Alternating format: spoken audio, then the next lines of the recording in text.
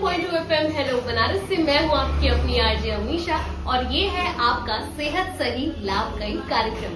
जैसा कि आप जानते हैं कि हमारे कार्यक्रम में हम बहुत सारे डॉक्टर से, आशा वर्कर से, आंगनवाड़ी वर्कर से, सभी लोगों से बहुत इंटरेस्टिंग बातचीत करते हैं और हमारी इसी बातचीत की कड़ी में आज हम आपके लिए लाए हैं एक बहुत ही इंफॉर्मेटिव बातचीत जो हम करने जाएंगे डॉक्टर सौम्या नवल जी से। तो चलिए अपनी कॉन्वर्सेशन को स्टार्ट करते हैं, पर उससे पहले मैम का स्वागत करते हैं हमारे शो में। मैम आपका बहुत बहुत स्वागत है हमारे शो में एंड वी आर थैंकफुल कि आपने टाइम निकाला हमें इतनी सारी इन्फॉर्मेशन देने के लिए। तो बिना टाइम वेस्ट करते हुए मैम मेरा सबसे बड़ा सवाल आपसे ये है कि टीकाकरण की जब हम बात करते हैं तो टीकाकरण अडल्ट के लिए या बच्चों के लिए क्यों जरूरी है? टीकाकरण बच्चों में डिप्थेरिया, टेटनस, काली खांसी, पोलियो, खसरा, हेपेटाइटिस बी जैसे जानलेवा बीमारियों से बचाता है। वहीं एडल्ट्स में हेपेटाइटिस बी और टेटनस इन दोनों बीमारियों से बचाता है। इसलिए ये सारी बीमारियां जानलेवा हैं, इसलिए हमें टीकाकरण कराना चाहिए। और मैम अगर मैं बात करूं कि एज सून एज किसी बच्चे की डिलीवरी होती है तो सबसे इनिशियल स्टेज में उसको कौन कौन से टीके लगते हैं? ट्यूबरकुलोसिस, टीबी से बचाने वाला बीसीजी का टीका विद इन 24 आवर्स सबसे पहले हमें हेपेटाइटिस बी लगता है और ओरल पोलियो, उसके बाद बीसीजी जो बच्चों की डिलीवरी के बाद उन्हीं इनिशियल स्टेज में लगते हैं। बच्चों के पैदा होते ही 24 घंटे के अंदर हेपेटाइटिस का टीका और ओरल पोलियो लगना होता है और 28 दिनों के अंदर टीबी से बचाव के लिए बीसीजी का टीका और उसके बाद पेंटा, रोटावायरस, लूज मोशन से बचाव के लिए सारी बीमारियों के लिए लगता है। कई बार मैम ऐसा होता है कि दिमाग में जो पेरेंट्स होते हैं, जो गार्डियंस होते हैं, उनके में बैठा रहता है कि मैम ऐसा होता है कि जो पेरेंट्स होते हैं, गार्डियंस होते हैं, जिन लेडीज की डिलीवरी होने जाती है, उनके माइंड में एक मिथ रहता है कि यार पहले के जमाने में बच्चे जो है घर में पैदा हो जाते थे, उनको कोई भी इतनी रिक्वायरमेंट नहीं होती थी कि टीकाकरण करवाओ, ये करवाओ, वो करवाओ। आज के टाइम पे मैम सारी चीजें देखते हुए टीकाकरण क्यों जरूरी है और डिलीवरी जो है हॉस्पिटल में या कोई सर्टिफाइड मेडिकल प्रोफेशनल से ही करवाना क्यों जरूरी है? पहले के जमाने में जागरूकता नहीं थी, इसलिए टीकाकरण नहीं हो रहा था। साथ में होम डिलीवरी भी इसी वजह से होती थी। आज के जमाने में जागरूकता है, लोग जान रहे हैं क्योंकि प्रचार प्रसार हो रहा है जो जरूरी भी है उनके सेहत के लिए, उनके बच्चों की सेहत के लिए, अच्छी सेहत के लिए। होम डिलीवरी होने पे रिस्क है पोस्टपार्टम हेमोरेज, एंटीपार्टम हेमोरेज, एक्लाम्सिया, ये सारी बीमारियों से मतलब ब्लीडिंग बहुत ज्यादा होने की वजह से गर्भवती की मृत्यु हो सकती है। इसलिए हम होम डिलीवरी को प्रमोट नहीं करते हैं। We go for institutional delivery. और मैम एक जो कंसर्न की बात रहती है पेरेंट्स के लिए कि जब भी वो अपने बच्चे का टीकाकरण करवा के जाते हैं, कभी कभी होता है ऐसा कि उन्हें बुखार आ जाता है, फीवर चढ़ जाता है, तो क्या मैम ये चीज नॉर्मल है या चिंताजनक विषय है?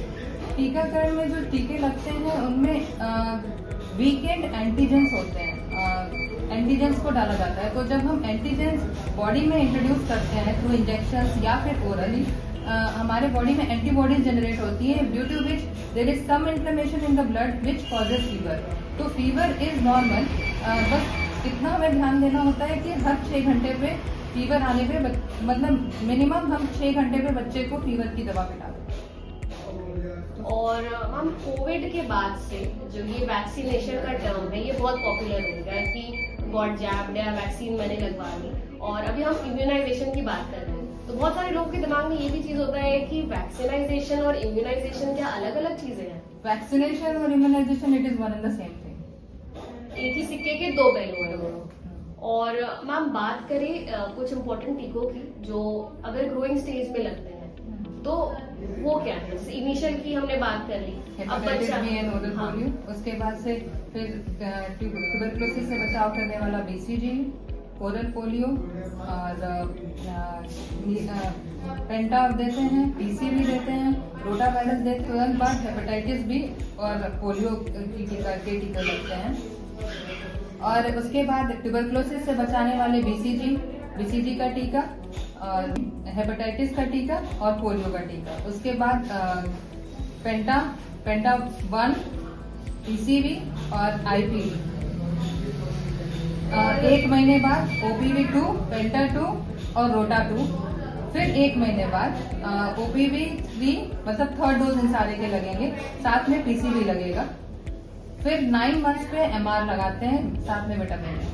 मैम मान लीजिए कि किसी बच्चे का कोई जो टीकाकरण है वो छूट गया, किसी 1 मंथ का कोई एक टीकाकरण छूट गया, तो ऐसे केस में पेरेंट्स क्या कर सकते हैं? वो आकर संपर्क करे स्वास्थ्य मतलब हॉस्पिटल पर। जो भी टीका उस दिन के लिए ड्यू होगा वो सारे टीके लगा दिए जाएंगे। और कई सारे लोगों में मैम ये भी इशू रहता है कि उन्हें ध्यान नहीं रहता कि हाँ ये टीकाकरण हमें करवाने जाना है बच्चे का, तो क्या ऐसा माध्यम है मैम कि जो आशा वर्कर्स हैं वो किस तरीके से कॉन्टैक्ट करते हैं? जिस दिन टीकाकरण कराने लाभार्थी आते हैं अपने बच्चों को, उस समय उन्हें MCP कार्ड दिया जाता है और उस कार्ड में उनकी अगली आने की तारीख दे दी जाती है। तो वो उससे उस तारीख में या 1-2 दिन लेट भी अगर होता है तो कोई बात नहीं, किसी वजह से वो आकर लगवा सकते हैं। और मैम जैसे हम बात कर रहे हैं कि सरकार द्वारा कई सारे एफर्ट्स किए जा रहे हैं, वैक्सीनेशन को प्रमोट किया जा रहा है, इम्यूनाइजेशन को प्रमोट किया जा रहा है, तो क्या कुछ ऐसे एफर्ट्स हैं सरकार के लिए जिनके लिए वो एक्टिवली काम कर रही है? मिशन इंद्रधनुष चल रहा था अभी इधर बीच, उसके बाद अभी आजकल जो चल रहा है वो सर्वाइकल कैंसर से बचाव के लिए 9 साल की लड़कियों से ऊपर के सभी को सर्वाइकल HPV वैक्सीनेशन हो रहा है। और अभी पोलियो राउंड चलने वाला है दिसंबर में।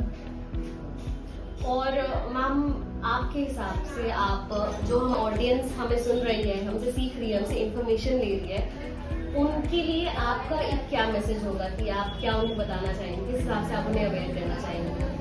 मैं यही कहना चाहूँगी कि सभी गर्भवती महिलाओं को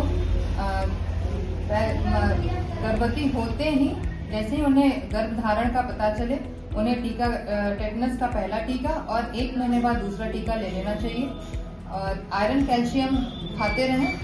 डिलीवरी के बाद बच्चे का समय से टीकाकरण कराएं, उससे 12 जानलेवा बीमारियां जिनसे बच्चों की डेथ हो सकती है उनसे वो बचाव करेंगे।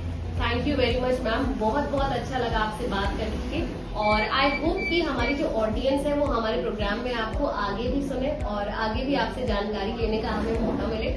और फिलहाल मैं आपसे विदा लेती हूँ। ये था हमारा सेहत सही लाभ कई कार्यक्रम। मैं हूँ RJ अमीशा, साइनिंग ऑफ। याद रखिए, prevention is always better than cure. 91.2 FM hello Banaras, ये है पक्का बनारस। 91.2 FM हेलो बनारस, पक्का बनारसी।